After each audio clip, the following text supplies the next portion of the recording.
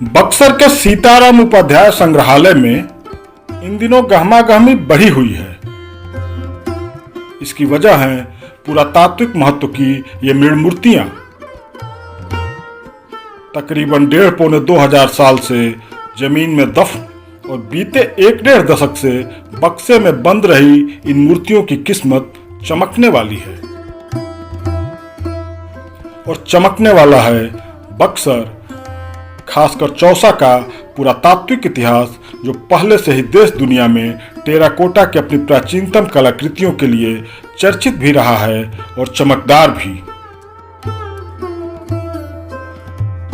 क्योंकि बहुत जल्द ये पुरातात्विक खजाना और बक्सर की प्राचीन विरासत का जीवंत दस्तावेज लोगों के दर्शन के लिए उपलब्ध होगा।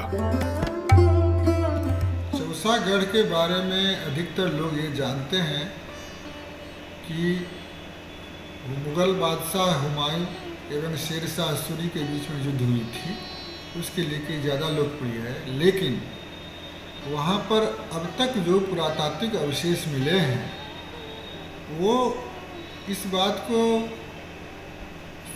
बताने के लिए महत्वपूर्ण है कि वहाँ करीब 4000 वर्ष पहले तक की सामग्रियाँ वहाँ मिल चुकी हैं। यानी 4000 वर्ष पहले तक की संस्कृति वहाँ स्थापित होने के प्रमाण अब तक मिल चुके हैं।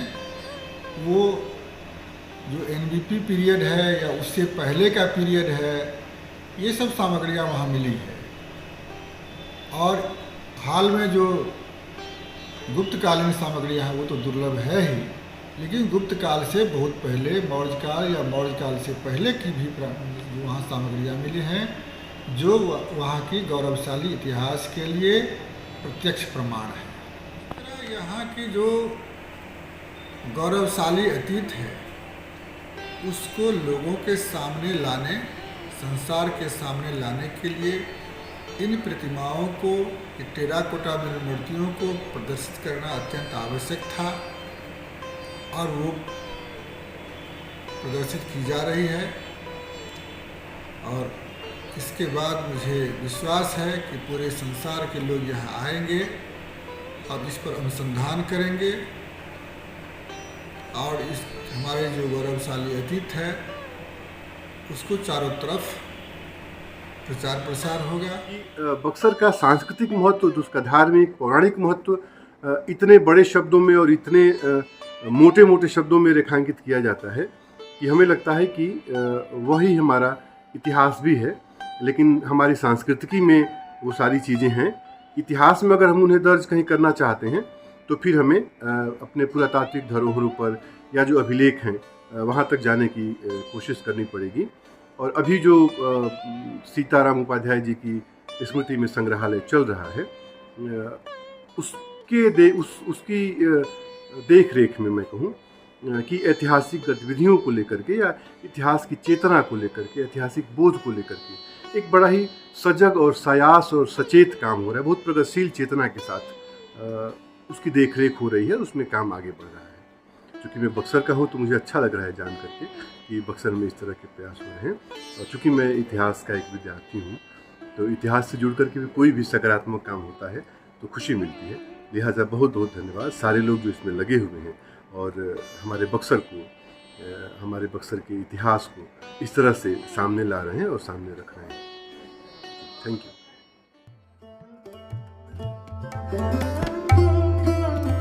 बक्सर की इस विरासत को लोगों के बीच लाने का श्रेय सीताराम उपाध्याय संग्रहालय के वर्तमान प्रभारी डॉक्टर शिव कुमार मिश्र को है और इसके लिए वे बधाई के भी पात्र हैं और धन्यवाद के भी। मैं संग्रहालय अध्यक्ष सीताराम संग्रहालय को बधाई देता हूँ, शुभकामना देता हूँ कि वह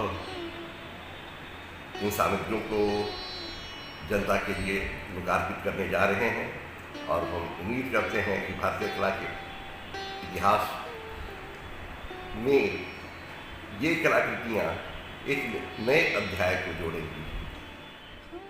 अभी जो वहाँ संग्रहालय के निदेशक हैं शिव कुमार मिश्र सर, उनको मैं विशेष धन्यवाद या बार बार उनका जिक्र करना चाहूँगा, क्योंकि इन पुरातात्विक अवशेषों का संरक्षण, उनका रक्षण, उनको रखना बहुत आसान है नहीं। उनकी साफ़ सफाई बहुत आसान नहीं है, उनको रखना बहुत आसान नहीं है। लेकिन अभी मैं जिक्र सुन रहा हूँ कि एक आर्ट गैलरी खुलेगी, वहाँ बहुत सारी चीज़ें हमारी जो इस तरह की हैं वो प्रदर्शित होंगी। तो इस तरह के जो काम है ना, वो बहुत स्तुत्य काम है। वो संग्रहालय को ले करके काफ़ी जागरूक हैं। उन्होंने बक्सर के मतलब बक्सर के इतिहास को कहें या बक्सर की विरासत को कहें, बक्सर की धरोहर को कहें, उसको लेकर के जितनी सक्रियता के साथ, जितनी लगन के साथ, जितनी कमिटमेंट के साथ, प्रतिबद्धता के साथ काम किया है, उसके लिए उन्हें सैल्यूट तो बनता ही है। और तमाम बक्सर वासियों के लिए भी ये एक सुखद एहसास है कि बक्सर में कोई है ऐसा अधिकारी जो कि उनके अतीत को लेकर के, बक्सर के अतीत को लेकर के इतना जागरूक है और बहुत हृदय से जुड़ करके काम कर रहा है। दरअसल टेराकोटा की ये मूर्तियां और कलाकृतियां 2011 से 2014 के बीच चौसा में हुई खुदाई के दौरान निकली थी। तब से इन्हें बक्सों में कैद करके ही रखा गया था। लेकिन डॉक्टर शिव कुमार मिश्र की पहल और निर्देशन में बक्सर संग्रहालय अब इन्हें प्रदर्शित करने की योजना बना रहा है। मूर्तियों की साफ सफाई और तैयारी इसी योजना का हिस्सा है। बहुत जल्द ये मृण मूर्तियां संग्रहालय की एक नई गैलरी में पूरी सज धज के साथ दर्शकों के निहारने के लिए उपलब्ध होंगी।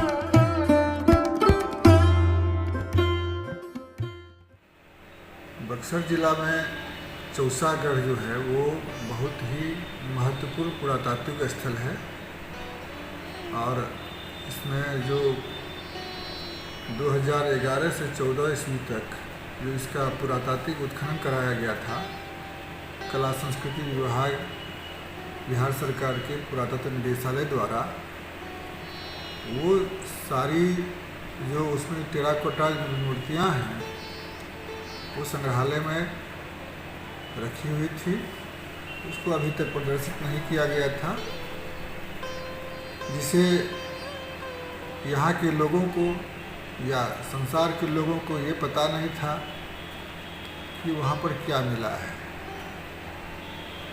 तो उन मूर्तियों को प्रदर्शित करने के लिए हम लोग प्रक्रिया कर रहे हैं।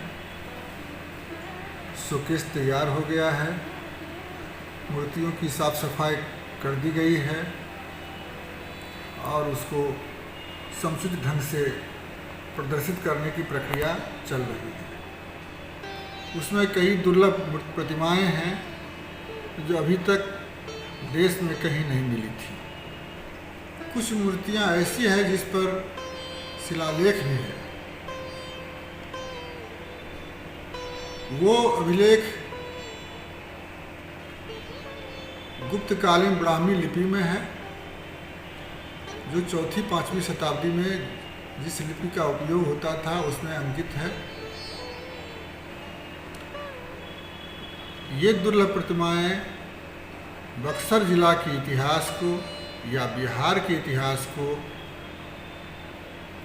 प्रदर्शित करने के लिए काफ़ी है कि हमारी जो विरासत है या हमारे जो इतिहास है, हमारे पूर्वजों की जो ख्याति है, वो कितने महत्वपूर्ण है। सीताराम उपाध्याय संग्रहालय ने इन मूर्तियों की पहचान, परीक्षण और डॉक्यूमेंटेशन के लिए बीते दिनों संग्रहालय बिहार के पूर्व निदेशक डॉक्टर उमेश चंद्र द्विवेदी और भारतीय पुरातत्व सर्वेक्षण भोपाल के वरिष्ठ पुरातत्वविद जलज कुमार तिवारी को आमंत्रित किया था। उस दरमियान बात ने दोनों पुरातत्वविदों से इन मूर्तियों के संबंध में बातचीत की थी। दोनों विद्वान इस पर एकमत थे कि ये मूर्तियां प्रारंभिक गुप्त काल या उससे पहले की हैं। डॉक्टर उमेश चंद्र द्विवेदी ने इन मूर्तियों के गुप्त और कुशाण काल के ट्रांजैक्शन पीरियड के होने की भी संभावना जताई। गौरतलब है कि डॉक्टर द्विवेदी के निर्देशन में हुई चौसा की खुदाई में ही ये मूर्तियां मिली थीं। सीताराम उपाध्याय संग्रहालय बक्सर में चौसा के उत्खनन से प्राप्त सामग्रियों को डॉक्यूमेंटेशन का कार्य किया जा रहा है और इन्हें प्रदर्शित किया जा रहा है। वहाँ से जो टेराकोटा प्लाक्स जो मिले हैं, जिनको मृण मूर्ति फलक हिंदी में कहा जाता है, यदि उनका अध्ययन किया जाता है तो यह स्पष्ट होता है कि इन मूर्तियों पर गुप्त काल की कला का प्रभाव तो देखने को मिलता ही है, लेकिन अनेक मृण मूर्तियों पर हम कुषाण काल के कलाकृतियों में जो फीचर्स देखते हैं उनका भी प्रभाव इसमें देखने को मिलता है। यह स्पष्ट है, इससे स्पष्ट होता है कि ये मूर्तियाँ प्रारंभिक गुप्त काल की हैं, जिसको हम कह सकते हैं कि गुप्त और गुप्त कुषाण काल के ट्रांजैक्शन फेज का है। अभी भी कुषाण काल की कतिपय विशेषताएं इन मूर्तियों को देखने को मिलती हैं, जबकि निश्चित रूप से गुप्त काल प्रारंभिक काल में बने होने के कारण उस पर गुप्त कला का भी प्रभाव देखने को मिलता है। जैसे अधिकांश मूर्तियों को देखिएगा तो आप पाइएगा कि इन सभी के गले में एकावली है। केश सज्जा जो गुप्त काल में देखने को मिलता है, राले बाल या सुंदर बाल, वह देखने को मिलता है। टेराकोटा प्लाक्स आप जानते हैं, कला को जानते हैं, गुप्त काल में ही इस तरह के लार्ज साइज ब्रिक प्लाक्स बनना शुरू होता है, जो पाल काल तक बनता है। तोसा की ये जो मूर्तियाँ हैं ये बहुत सारे अप्रकाशित हैं और इसके बारे में अभी अध्ययन भी नहीं हुआ है, क्योंकि आजकल जो टेराकोटा यहाँ का पहली बार ये बॉक्स से निकल रहा है कि जो भी यहाँ की मूर्ति कला है तो ये आरडी गुप्ता में हम लोग रख सकते हैं, ये यानी ये प्रारंभिक गुप्त काल या शायद उससे पहले का भी हो सकता है, क्योंकि जैसे अभी व्यक्तिगत रूप से मालूम हुआ दोगली सर से, तो यहाँ से 2-3 अभिलेखित टेराकोटा भी हैं, उनके ऊपर गुप्तकालीन लिपि में ये अभिलेख हैं। उससे भी साबित होता है कि जो यहाँ के टेराकोटा हैं वो ये गुप्तकालीन है, और ये मृण मूर्तियों के अध्ययन से ये बात साबित भी होती है कि आरंभिक गुप्त काल का सबसे अच्छा एक सेंटर में से, भारत के नामचीन सेंटर में से ये एक रहा होगा। गुप्तकालीन टेराकोटा की इन कलाकृतियों में वैसे तो कई देवी देवताओं की मूर्तियां हैं, लेकिन सबसे ज्यादा राम कथा से जुड़ी कलाकृतियां हैं। इस आधार पर दोनों विद्वानों का मानना था कि उस कालखंड के दरमियान चौसा में कोई वैष्णव मंदिर जरूर रहा होगा। इन विद्वानों के मुताबिक उत्खनन में जिस दिन भी उस मंदिर का अस्तित्व सामने आएगा वह भारतीय पुरातत्व ही नहीं, भारत की वास्तुकला के लिहाज से भी काफी महत्वपूर्ण होगा। वैसे दोनों पुरातत्वविदों के मुताबिक खुदाई में मिली ये मूर्तियां भी प्रदर्शन के बाद पुरातत्व के क्षेत्र में महत्वपूर्ण साबित होंगी और चौसा का नाम और भी ज्यादा चर्चित होगा। चौसा के उत्खनन में जो सामग्री प्राप्त हुए हैं वह स्पष्ट करता है कि उस स्थान पर एक वैष्णव मंदिर रहा होगा जो प्रारंभिक गुप्त काल का है। दुर्भाग्यवश चौसा का मंदिर का जो स्वरूप था वह उत्खनन से अभी तक सामने नहीं आ पाया है। फिर भी ये मूर्ति इस बात को इंगित करते हैं कि जो चौसा में मंदिर रहा होगा वह प्रारंभिक गुप्त काल का रहा होगा, और जिस दिन भी यह मंदिर का जो रिमेन्स सामने आएगा वह भारतीय वास्तुकला के इतिहास में भी एक महत्वपूर्ण दिन होगा। भारत के जो मूर्ति कला है तो उसके अध्ययन में चौसा का एक बहुत बड़ा महत्वपूर्ण योगदान है, और ये जो अप्रकाशित मणि मूर्तियाँ हैं, ये जब सामने आएंगी तो गुप्तकालीन मणि मूर्ति कला के जो आर्ट सेंटर सब तक लोग मानता है कि आइसत है, नर्तन पठार है, बाकी चीज़ है, तो उनके समकक्ष ये तोसा का आर्ट भी आ जाएगा। और भारत की मणि मूर्ति कला में तोसा का नाम और अधिक ये सामने आ पाएगा, इसलिए क्योंकि यहाँ के जो अभी हमने देखे हैं अधिकांश पैनल, तो उसमें रामायण के पैनल अधिक हैं। और ये इससे एक चीज़ और सिद्ध होता है कि यहाँ पर चौसा में जो ये उत्खनन भी हुआ था, यहाँ पर एक वैष्णव मंदिर था, इसलिए क्योंकि वहाँ से जो ये प्राप्त हो रहे हैं मणि मूर्तियाँ, वो अधिकतर वो वैष्णव और खास तौर से रामायण काल का है। तो हो सकता है कि यहाँ पर वैष्णव मंदिर रहा हो। और दूसरी बात ये है कि रामायण जो रूट है, जो ये अयोध्या से लेकर के ये मथुरापुरी जाता होगा, उसके बीच का एक खास सेंटर रहा होगा। और शायद इसी को ध्यान में रखते हुए गुप्त काल में या आरंभिक गुप्त काल में यहाँ पर एक वैष्णव मंदिर का निर्माण हुआ होगा। तो ये ना सिर्फ मंदिर स्थापित अपितु मणि मूर्ति कला का भी एक बहुत उत्कृष्ट केंद्र के रूप में ये सामने आता है चौसा। और इसका अध्ययन और यहाँ के टेराकोटा का पहली बार प्रकाश में आना है जब आएगा, तो अवश्य ही ये जो ये भारतीय कला है, ये उसका ये सॉर्टिंग पेज के रूप में ये अंकित रहेगा चौसा।